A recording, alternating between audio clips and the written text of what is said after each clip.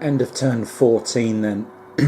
A disastrous turn 14 for the American US Air Force, and a fantastic turn 14 for the Democratic Republic of North Korea, who shot down 3 American bombers. The remnants of that shattered flight are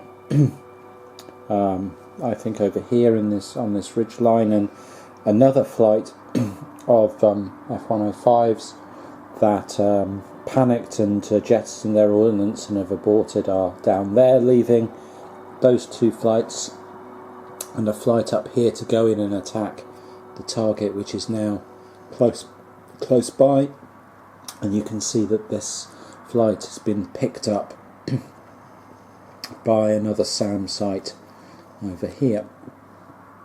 The Iron Hand mission's done a good job in this area of shutting down these SAM sites, and I'm going into the admin phase, so I haven't rolled to see whether any of these recover yet, but they've done a reasonable job of shutting them down.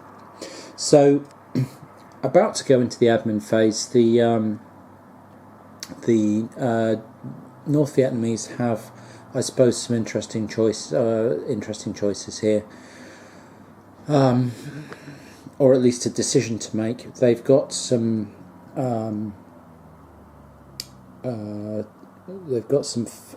fighters, 4 MiG-17 fighters around somewhere. I think in that stack in there, and some more up here. Their main point now is to not give cheap victory points to the US Air Force. I think they've got 6 victory points from shooting down 3 American sort of fighter bombers, and although they gave the Americans 2 cheap victory points for their extra aircraft, that looks like a decent investment right now. So they're 4 VPs to the good. The current American score therefore is -4, I think. So if they shut down the SAM sites the moment something fires an anti-radiation missile at them, and they get their fighters into positions where they're not in danger, then that leaves the Americans with just their original target to get VPs from, and the maximum from that is 9. So the Americans could end up, if nothing else happened and the Americans successfully obliterated the target that they're trying to get to, the Americans would end up with a score somewhere around the 5 mark, which would not be good for them. Probably a draw, but I think you'd claim it as a North Korean victory. So the Americans would be going away after that and looking to learn some lessons, which, don't fly your bomber groups in at low altitude would be one, as I just did and got them mugged. Anyway, the inquest can come later. Right now I've got some admin tasks to do, and then press into turn 15.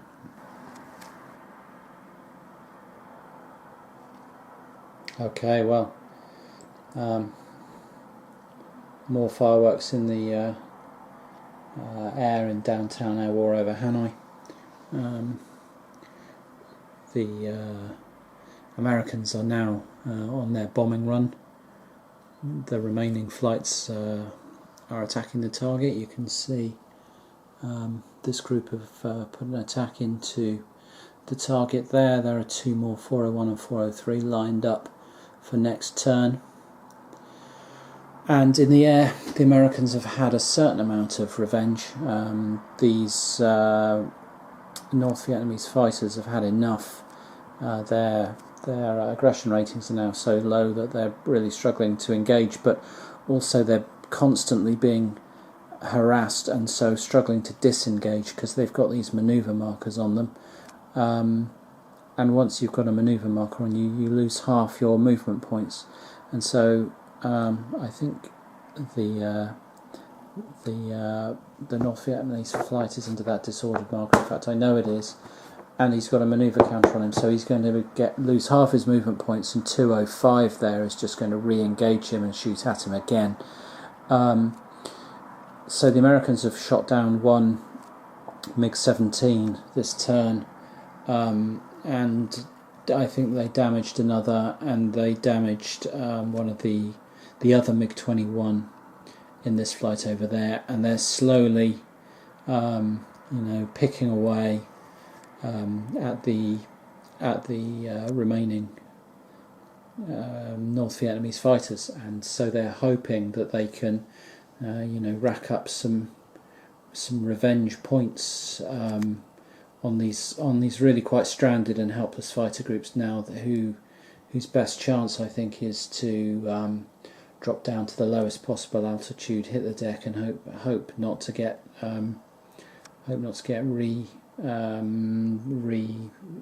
discovered. What's the word? Anyway, yeah. They want to try and disappear and not get spotted again, so that the American flights can't re-engage them. But at the moment they're in all kinds of trouble because they're being detected. That's the word, and then they're getting picked off by very pissed off US Air Force airmen. So they will attempt to get away, and meanwhile the Americans will try and get some bombs on target with this fire can providing some harassment. The actual Iron Hand missions have done an extremely good job of shutting down the radar, although there is one radar that's come back online. I believe it might actually be right under Tampa there, and I've only just finished the movement phase, so I've got SAM's acquisitions and all kinds of administrative tasks still to do. Turn 16's finished, and this is the state of play in downtown air war over Hanoi. Things, I wouldn't say winding down, there's still plenty to do, but it feels like the real frenzied activity of 14 and 15 is kind of past. The remaining MiGs are desperately trying to get away. Thando did not. This flight up here remained undetected for the turn, so he's managed to sneak away a little bit, and he's hoping. Obviously, he's got an abort marker, and he's just trying to get away as quickly as possible. And the other flight, Van Bay, I think, is somewhere down over here. I can't quite remember which. He's that one there with the abort marker on him. But he lost 2 planes, his flight. This turn he had 2 shot down by the guy there with the manoeuvre marker on him. Cactus, I think it was, rolled up behind him and just put a load of sidewinders into the MiGs. Got a lot of shots and some real big pluses because they had surprise and all kinds of stuff. Anyway, very, very dangerous for these MiGs now. There's just one damaged MiG in there desperately trying to get away. And that's all points. So that's leveled the scores in terms of lost aircraft. The Americans have lost 3. The North Vietnamese have lost 3, I believe. Let me just check. Yeah, if we have a look over here, Van Bay's lost 3 and got aircraft 4 damaged, and Thando with the MiG-21s has got 2 damaged aircraft. So the fighter battle is pretty much over, and it's a question of whether the Americans can pick off the last fighter that's trying to abort there just for the VPs, and similarly whether they go chasing after Thando up here, because SAM sights will start coming on if he will flee towards his surface to air, I guess, protection, and those sites will start flicking on up, all around this area and around Hanoi, and the Americans are out of Iron Hand. They're out of Shrikes and Standard A's and stuff. You can see flights starting to make a move towards the board edge. I think this here, Bison, was one of the Iron Hand group. There's definitely another around somewhere. I think it's under this full acquisition marker actually. But yeah, the Iron Hand are making their way off board now. So they've done all their work, and unfortunately for the Americans, a lot of the SAMs have flicked their radar back on. If you shut it down with a Shrike missile or an anti-radiation missile, the site's often shut down either voluntarily or they're forced to shut down, and then they have to roll 8, 9 or 10. They've only got a 30% chance to come back online each turn. Well, this turn a couple of dangerous ones there came online, but the one that really is really annoying for them is DD, that they managed to shut down, came online. And just as dangerous is that there's one there right in the flight path. The return home flight path for the bombers has got a SAM site there, and it's picked up a partial lock on one of these, so there's still real danger around for the American attackers. They've managed to put 8 attack points in the end onto the target though, so the kind of final phases of the game will see the Americans trying to evade and avoid the surface-to-air missile attacks, and this recon flight making its way along the same bomb path round there, trying to get up to the target and get round and back off the board. And if it does that, that will be the end of the game, and we can see what the damage to the target was. So yeah, I'm going to probably run through 2 or 3 turns now, unless something dramatic happens and surface-to-air missiles are shooting down planes left, right and centre. One thing that's hindered the surface-to-air missiles is that they can't shoot at American flights if there's a North Vietnamese flight within 5 hexes. And so, for example, you can see here that though they've got partial acquisition on a flight there, they've got there's another flight there's planes of their own within 2 hexes, so they can't fire. But as and they've been really restricted from firing in general. But as now that the North Vietnamese fighter threat is thinned out and retreating, the surface-to-air missile sites that manage to get locks will have a much greater chance of making attacks. So this could get dangerous and a little bit dicey in a different way over the next couple of turns for this American attack.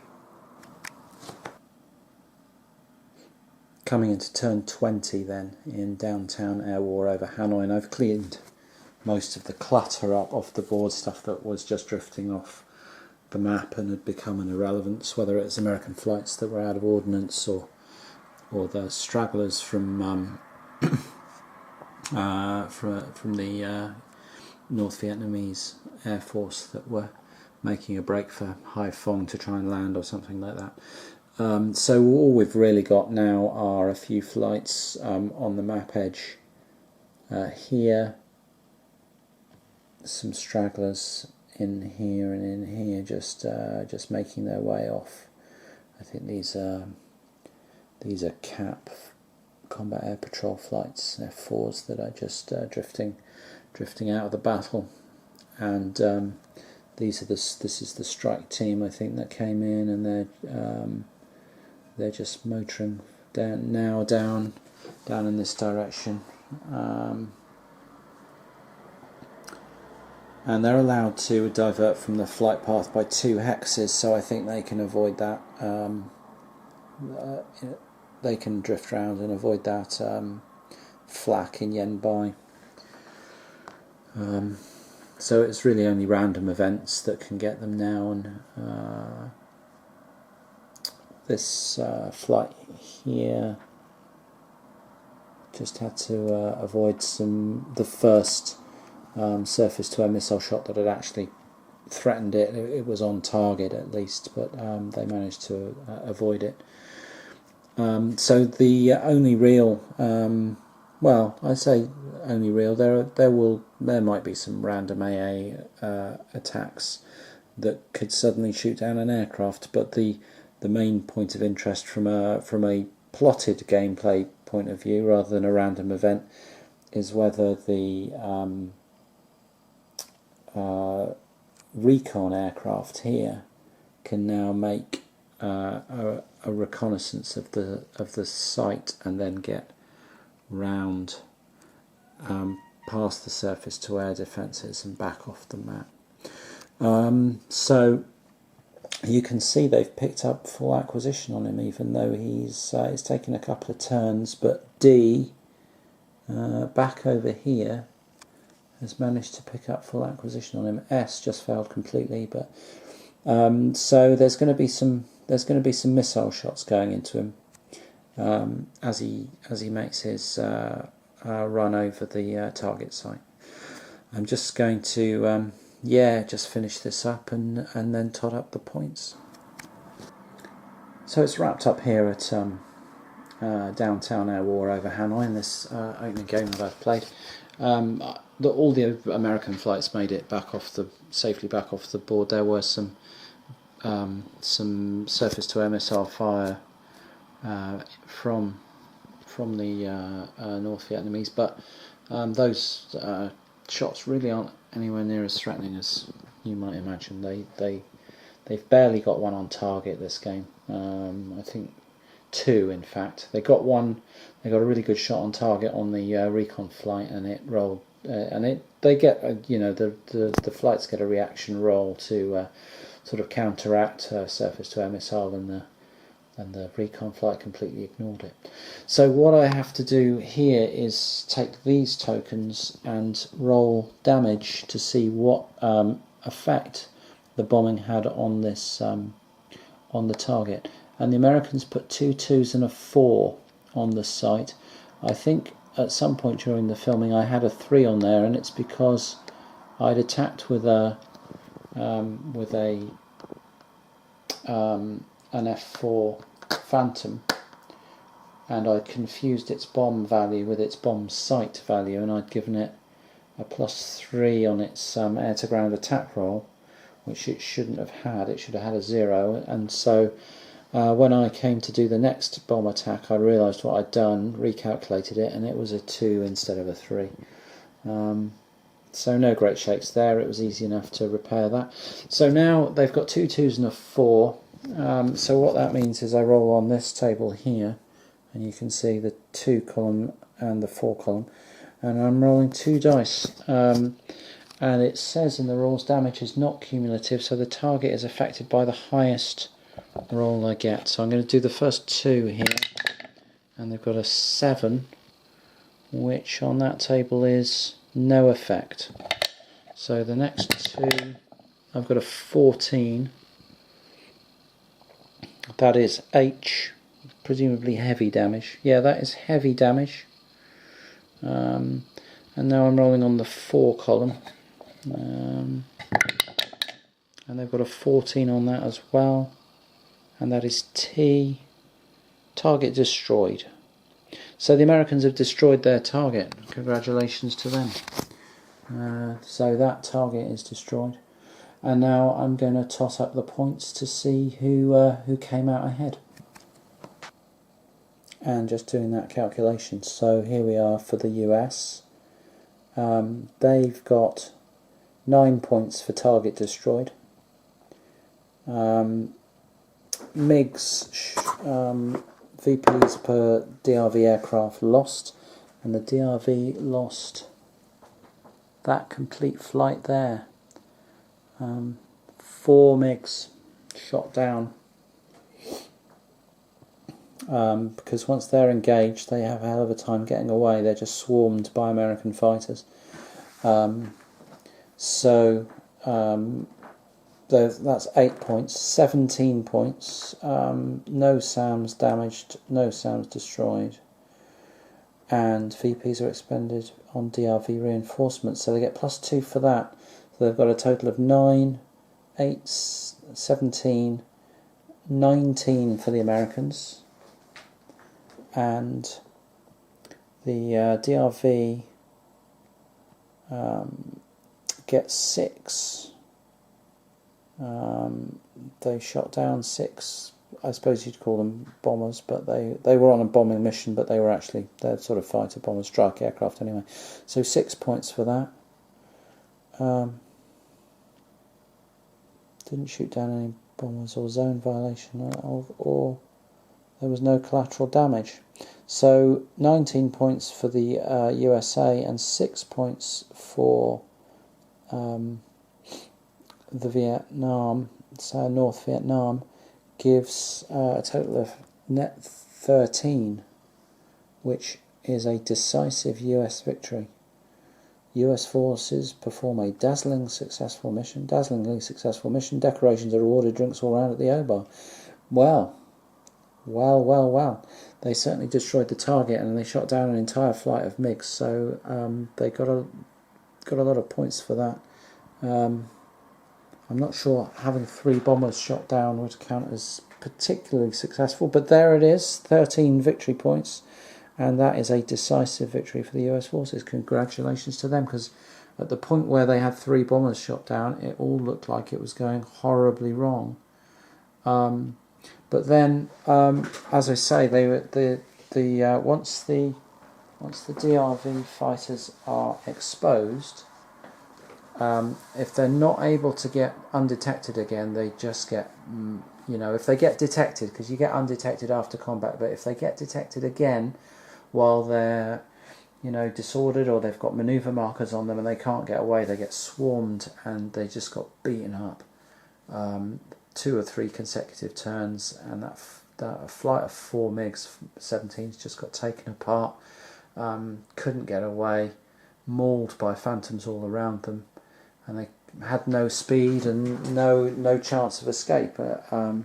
So yeah, the American Air Force managed to rack up 8 points to the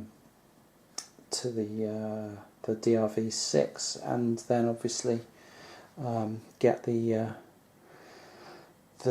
bomb damage in for the decisive victory. So really interesting result on this one, especially given the way it appeared to be going after that turn 13 or 14, when the Americans had a horror show, but they've turned it around with some very accurate bombing and some pretty vengeful counter-attacking against the DRV fighters.